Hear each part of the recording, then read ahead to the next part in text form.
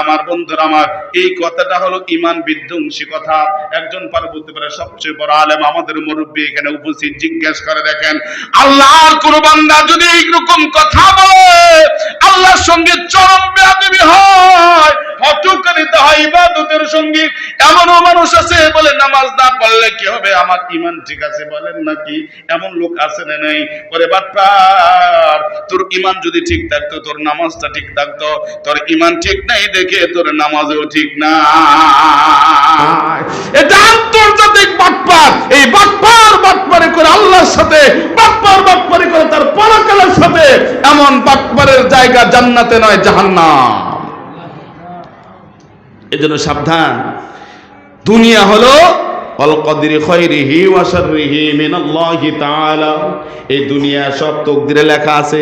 দুনিয়া হলো তকদিরের ফসল, আর পরকাল হলো কর্মের ফল। যেমন কর্ম তেমন ফল, যেমন কর্ম তেমন ফল। বিশ্বাস না হয় কইরা দেখ, জান্নাত আছে দুজক আছে, বিশ্বাস না হয় মইরা দেখ। পরকাল হলো কর্মের ফল, যেমন কর্ম তেমন ফল। আর দুনিয়ায় হলো তকদিরের ফল। কারণ আপনি একটা উদাহরণ দিলে বুঝবেন। একটা শ্রমিক মনে করেন যে মাটি কাটে, ওই সারাদিন মাটি কাটে যে পরিশ্রম করে সারাদিন শেষে ওই 500 টাকা 600 টাকা 400 টাকা পায়, না কি বলেন? জি, এই শ্রমিক। আরেকজন ইঞ্জিনিয়ার, ওও কিন্তু মানে সকালে 8টা থেকে 4টা পর্যন্ত বা 5টা পর্যন্ত পরিশ্রম করে। তো ইঞ্জিনিয়ারের পরিশ্রমটা বেশি নাই, মাটি কাটার পরিশ্রমটা বেশি। ইঞ্জিনিয়ার কয় টাকা পায়? 400 না আরো বেশি পায়? জি, একটা মসজিদের একটা ডিজাইন, একটা বিল্ডিং, একটা প্ল্যান, একটা ডিজাইন করলে 1 লাখ টাকা হয়ে গেল।